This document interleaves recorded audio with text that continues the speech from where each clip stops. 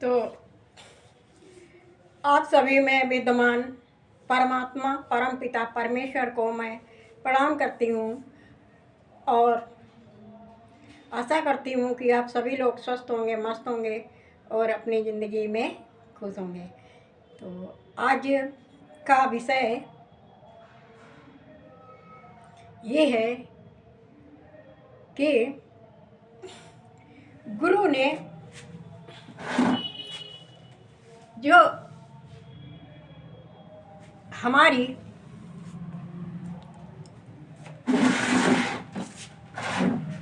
जो परम सत्ता मानव चोला में काम कर रही है, उस गुरु को हम सब एक इंसान समझते हैं, लेकिन वो इंसान नहीं होते हैं। उन्हीं का जैसे कपड़े हम बदलते हैं, उसी तरह से वो उसी चोले में, इंसान के चोले में हम सबको समझाने के लिए आते हैं कि हमारा कल्याण हो जाए, हम उस परमात्मा की परम सत्ता पे पहुंच सकें। इसके लिए वो नाम की दवाई देता है कि नाम जपते जपते, सुमिरन करते करते, ध्यान करते करते हम परम तत्व परमात्मा से आत्म साक्षात्कार कर लेंगे। लेकिन हम लोग क्या करते हैं, इसी संसार में उलझे रहते हैं और इसी संसार में उलझे उलझे सारा जीवन इसी तरह से व्यतीत कर देते हैं। अब आप ही बताएं कि अगर इस मानव जीवन में आकर के भी कुछ न किया तो क्या किया? अगर ध्यान सुमिरन नहीं कर पाया तो जीवन व्यर्थ हो गया, इसका कोई सदुपयोग नहीं हो पाया। मानव जीवन एक अमूल्य निधि है, क्योंकि इसी में ही हम परमात्मा की प्राप्ति कर सकते हैं, बाकी योनियों में नहीं कर सकते हैं। इसीलिए इसको सर्वश्रेष्ठ योनि कहा गया है। सर्वश्रेष्ठ यानी मानव जीवन एक बहुत ही बड़ी उपलब्धि है, इसको इस तरह से नहीं गंवाना चाहिए और अपने जीवन को एक एक पल, एक एक क्षण, एक एक श्वास में प्रभु सिमरन, प्रभु ध्यान का नाम ध्यान चलना चाहिए। और आप संसार के काम भी करते रहिए और प्रभु का स्मरण भी करते रहिए, प्रभु का नाम भी जपते रहिए, क्योंकि इसके लिए अलग से समय निकालने की कोई ज़रूरत नहीं है कि आप अलग से समय निकालें और अलग से ही जो है कुछ अपना नुकसान करें। तो आप सांसारिक कार्यों को करते हुए, संसार में रहते हुए कहीं दूर कहीं जाने की ज़रूरत नहीं है। इसी में ही, संसार में ही रह कर के हम मोक्ष को प्राप्त कर सकते हैं। इसके लिए सिर्फ अपने दिन का एक छोटा सा हिस्सा रोज टाइम से, जब भी टाइम मिले तो ध्यान में ज़रूर उतरे। ध्यान में जब उतरेंगे तो आपके संसार में भागने की, दौड़ने की दौड़ थोड़ी धीमी पड़ेगी। जब धीमी पड़ेगी तब आप देख पाएंगे कि हमारा ये व्यर्थ का भाग दौड़ समाप्त हो रहा है, शून्य हो रहा है। विचारों के थमते ही आप आगे शून्य में जैसे ही उतरेंगे वैसे ही शांति में चले जाएंगे। शांति में उतरने के लिए आपको कोई प्रयास, कोई कोशिश नहीं करनी पड़ेगी। तो मानव जन्म अनमोल है। अगर इसका उपयोग नहीं कर पाए जीवन का एक महत्वपूर्ण काम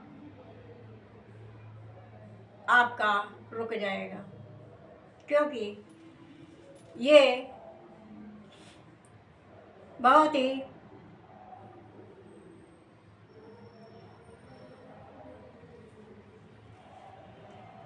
जरूरी उपलब्धि है।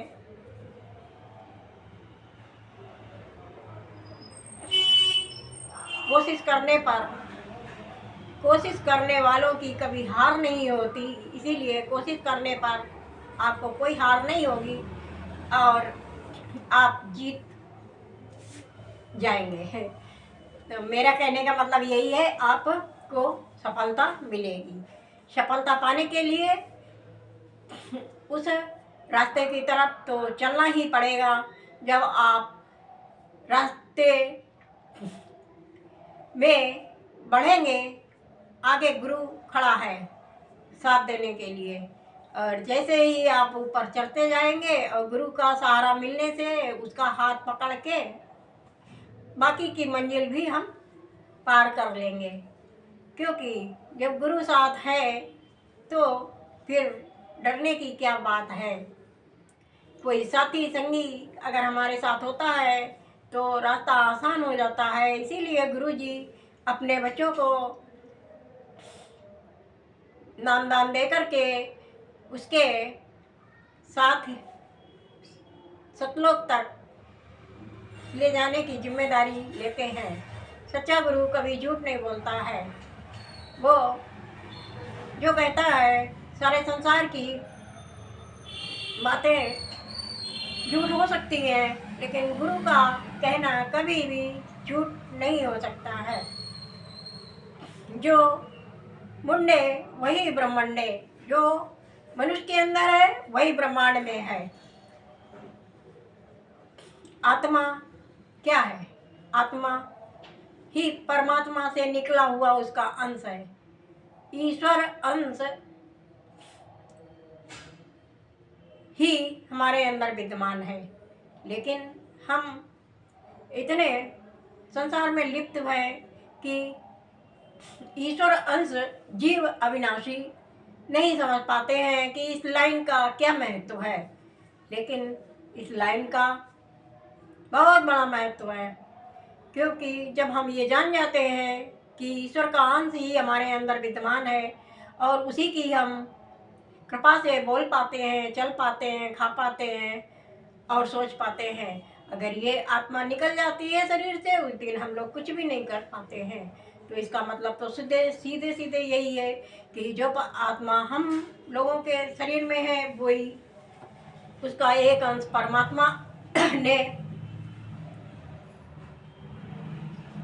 गुरु महाराज बताते हैं कि एक जो तत्व होता है वो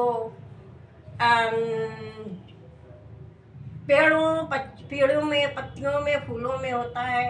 दूसरा तत्व उसमें पशुओं में होता है। तीसरा तत्व उड़ने वाले पक्षियों में होता है। और चौथा पांचवा तत्व हम लोगों के शरीर में 5 तत्व होते हैं। देखो 5 वेद होते हैं, 4 वेद तो होते हैं, एक उसमें शाश्वत गीता का भी लगा हुआ है। 5 वेद हो गए। 5 तत्व पृथ्वी, आकाश, जल, वायु, अग्नि, ये 5 तत्व से ये शरीर निर्मित हुआ है और उसी में ही ये मिल जाएगा। 5 ही तत्व का 5 ही नाम होते हैं, जिनका की सुमिरन करने से आदमी, इंसान परमात्मा को प्राप्त हो जाता है। तो वही कहते हैं 5 तत्व का बहुत महत्व है। 5 गणेश जी को भी इसी तरह से 5 देवों में, पंचदेव में ही गिना जाता है, क्योंकि उन्होंने जब 3 लोग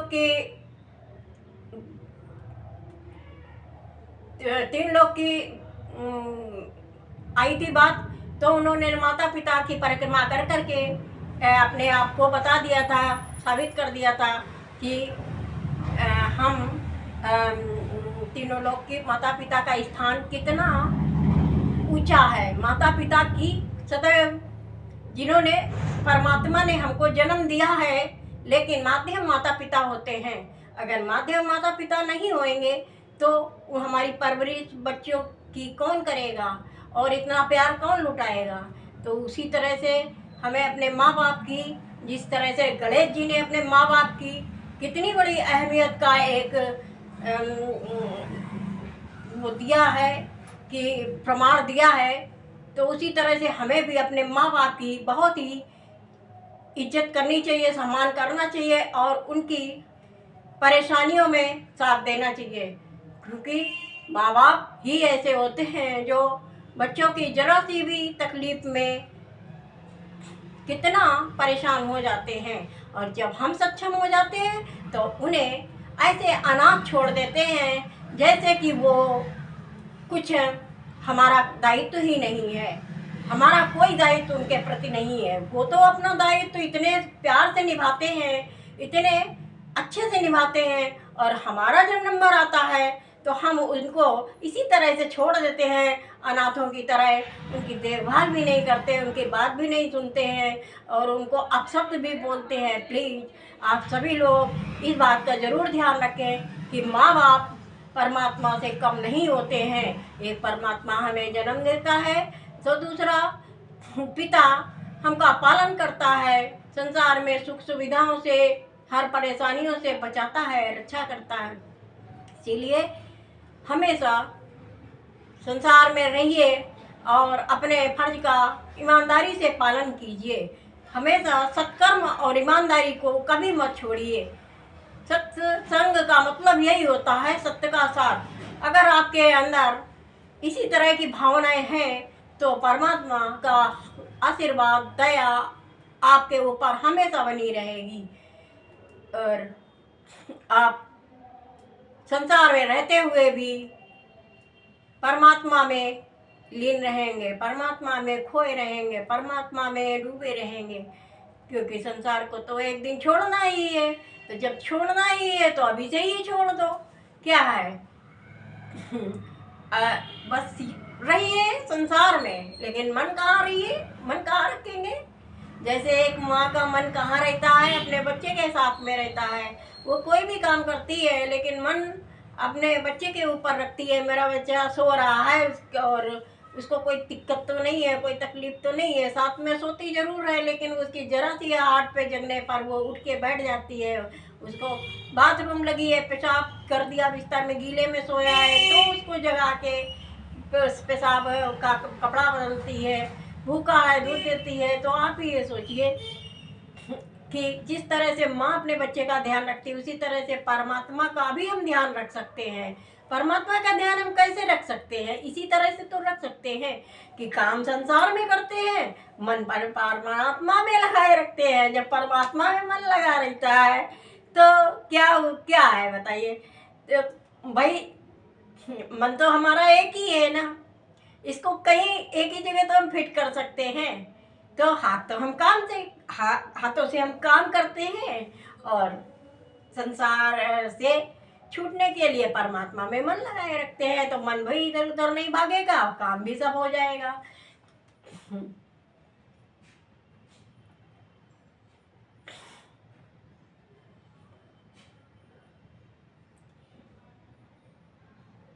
तो मेरे प्यारे दोस्तों, मेरे प्यारे मित्रों,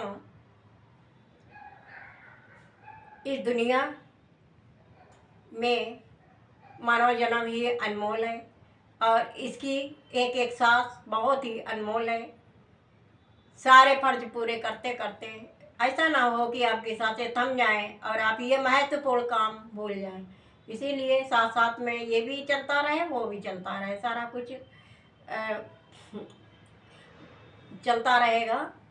और मन में हो राम नाम, राम सेवा हाथ में, तू अकेला नहीं प्यारे, राम तेरे साथ में, है ना।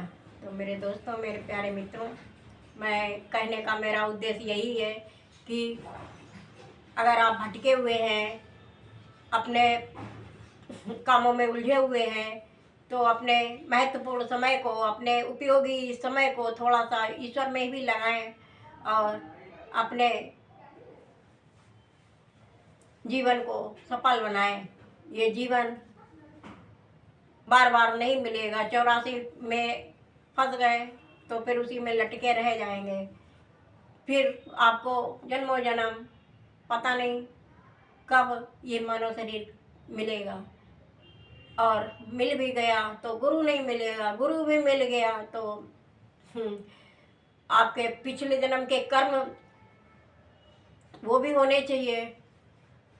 लेन देन भी साफ सुथरा होना चाहिए, ईमानदारी होनी चाहिए, सत्कर्म होने चाहिए।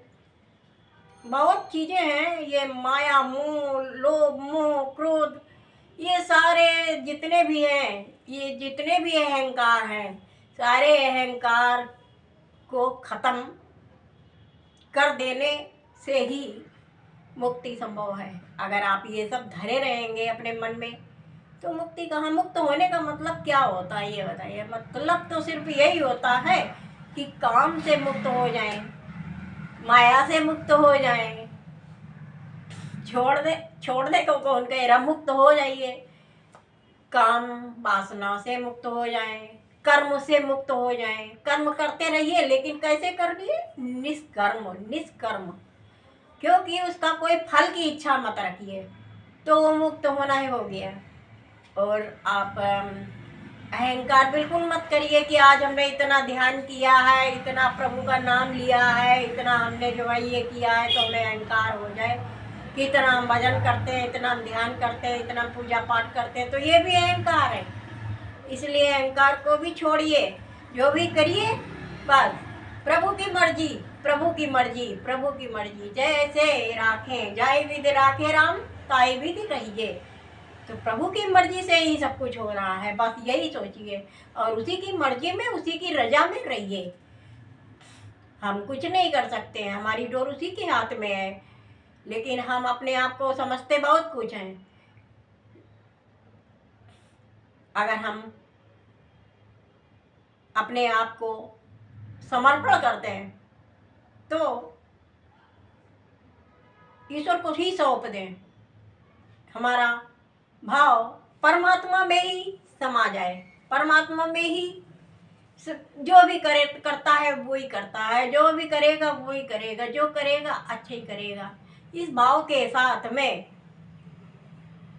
हम जिए तो जब सब कुछ हम उसी को सौंप देते हैं, जैसे पत्नी अपने पति को सब कुछ सौंप देती है, वो उसको भूखा रख के तो वो रहती है, उसको जो साड़ी ला कर देगा वही पहनती है, जो उसको खाने को देगा वही खाती है। क्या करे, वो उसी के सहारे तो है। इसी तरह हम अगर परमात्मा के अधीन हो जाए तो परमात्मा हमारा ध्यान रखेगा और हम उसके प्यारे बच्चे हो जाएंगे। जिस तरह से बच्चे अपने पिता का कहना मानते हैं और प्यारे बच्चे को पिता बहुत प्यार करते हैं, उसी तरह से हम भी अपने परमात्मा पे पूर्ण विश्वास रखें। एक बल, एक आत्मविश्वास। तो अगर हम उस परमात्मा पे पूरा समर्पण करें तो वो भी हमारा हाथ कभी नहीं छोड़ेगा। क्योंकि जब हम किसी पर निर्भर होते हैं, किसी को अपना समझते हैं, तो उस पर पूर्ण विश्वास करते हैं, और जिस दिन हमारा पूरा विश्वास अपने परमात्मा पर होगा, क्योंकि परमात्मा सिर्फ एक है, दो नहीं है, तो जब उस परमात्मा पर अपना सब कुछ छोड़ देंगे श्रद्धा के साथ, भक्ति के साथ में, तो वो परमात्मा ये दिया रूपी शरीर को बत्ती और तेल से भर देगा और जो जल जाएगी परमात्मा प्रकट हो जाएगा। छोड़ना हमें कुछ नहीं है, छोड़ना हमको सिर्फ अपने अंदर के विकारों को है। जिस दिन हम अपने विकारों को छोड़ देंगे उसी दिन हमारा कल्याण हो जाएगा। तो आज से, अभी से ये प्रण कर लें कि हमको ईमानदारी और सत्कर्म से जीना है। जिसका भी आप भला ये भी आप ज़रूर ध्यान रखिएगा। दान देते समय अगर आपने शराबी कबाबी को दान दे दिया तो वो तुम्हें उसका फल आपको भुगतना पड़ेगा।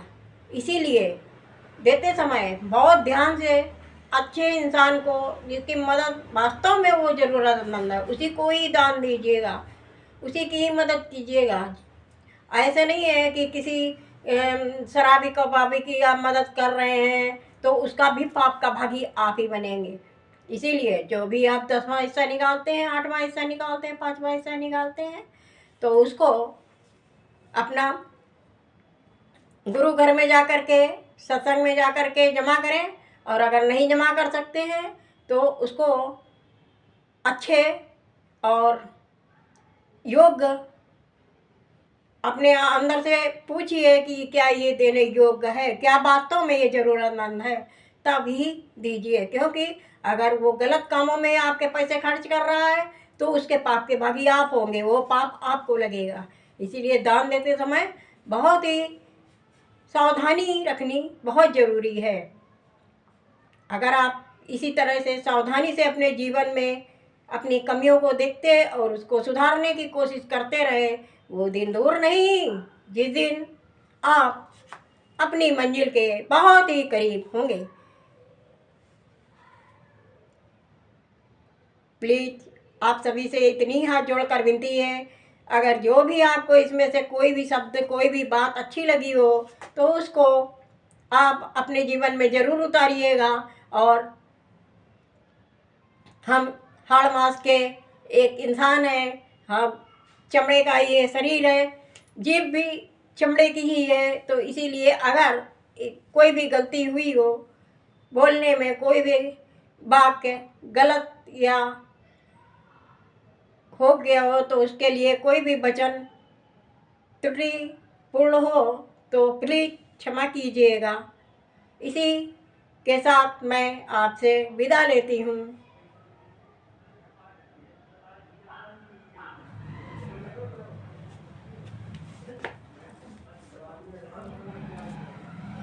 जय हो गुरुवार, जय हो गुरु महाराज की, जय हो जय हो जय हो जय हो। मेरे मालिक के